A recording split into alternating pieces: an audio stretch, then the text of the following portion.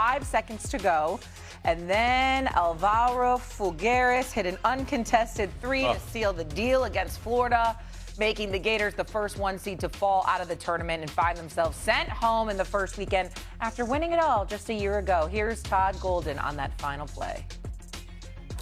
Obviously, on the last play, we wanted to take a foul to prevent them from getting off a three, and they got away from us. We weren't able to take it, and they knocked it down, so credit to them for that. And just a tough way to go out. Tough way for the SEC's best team to go out. Jay, was that more of a good play design from Iowa or bad defense from Florida? It's the latter, Shay. No doubt. I mean, my high school coach used to always say, dumb loses more games than smart wins. And if you look at this last play, I mean, it doesn't always come down to one play, but in this particular situation, if you're going to take a foul, why are you trailing? Boogie Flan, why is he trailing? Why wouldn't he be on top? And if anything, you force Iowa to catch the ball going back towards their baseline. You allow him to catch the ball, trail in that play, and turn that corner with the entire length of the floor for him to find a shooter in the perimeter? This is why you love college basketball. For as much as you want to applaud the great play design of Iowa, you're sitting there as a Florida fan pulling your damn hair out, if you had hair, because you're like, I don't understand. If anything, force them to catch the ball back towards their baseline. By the time you turn, you're going to see me waiting for you. Now I can turn you once or twice. Game should be over. That's how the situation should play out. But allowing them to turn with a full head of steam, it was a bad defensive execution down the stretch for Florida. It's a debate show, and we're supposed to disagree, but not when somebody is obviously stupid, and that's what Florida was on that last possession. You can't let that happen. You understand? First of all, understand over the last 10 games, Iowa was 3-7. All right? You're talking about a team, they were sub 500, they were sub 50 in offensive and defensive efficiency. Shoot 31% from three. Why do I bring that stuff up? If you're inefficient offensively, and on top of it all, you're not strong shooting the three, wouldn't it behoove you to make sure that there's a body in front of anybody with the ball? Because contesting a shot, contesting a dribble, contesting a pass, in all probability, it will work in your favor. That is not what Florida, the defending national champions at that moment, decided to do. The play was supposed to go to this cat Sturts, and ultimately, Garris ultimately interrupted the proceedings. What did he say? Give me the ball. I'm going to make the shot. I'll be ready. A lot of confidence on his part. Say what you will about it, but it was still a great shot on his part. That's what the NCAA tournament is all about. But you usually see better defense than that. And for the national champions to commit that kind of faux pas defensively at such a key moment, it was very, very disappointing, to say the least. Coming out of that timeout, Jay, I was like, and Stephen A., I was like, you don't need the three. Don't chase the three. Just get a good two. If you're wide open, take the three. I'm like, oh, my God, take the three. Wide open. And the last thing you're supposed to be in the last few seconds is wide open. That is not supposed to happen.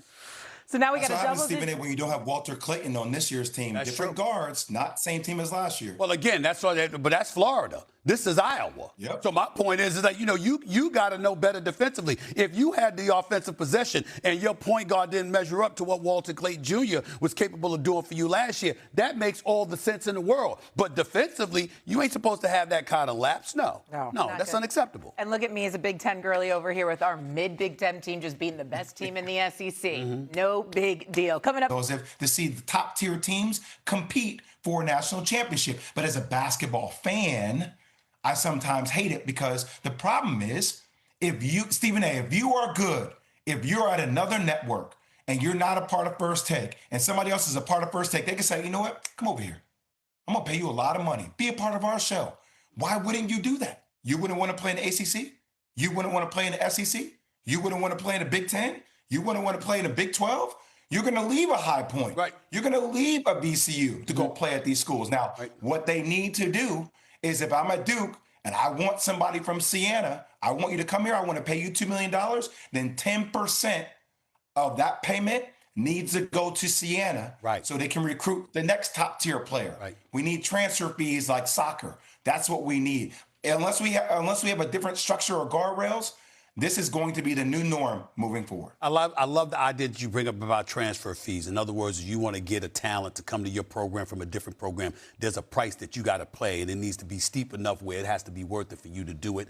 Otherwise, you ain't trying to do that. I love that idea, Jay. But here's what I was thinking about this conversation between you and I last week, and I said I'm glad the subject is coming up again because I want to clarify what I'm talking about when we're talking about Cinderella. I think that Jay and I are looking at the Cinderella element differently.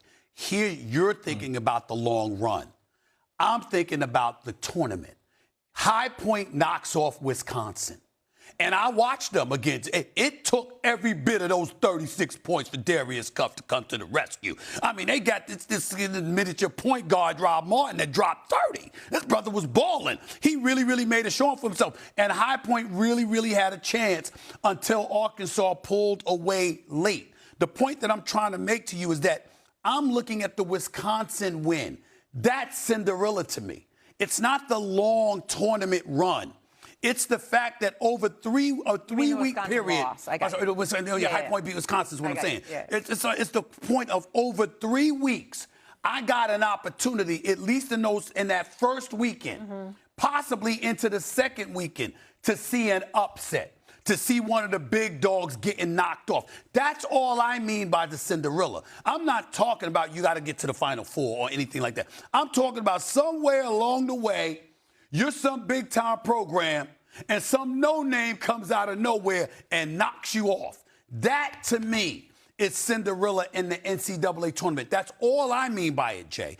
I'm not thinking about the run. I'm not anticipating the run. And to be quite honest with you, like, for example, as much as I would have been proud of High Point, you really, really think I wanted to see Acuff Jr. go home early? I didn't want to see that. I want to see that brother playing. I don't want to see High Point as great as it would have been. I don't want to see High Point against Arizona. I want to see Acuff and the crew against Arizona.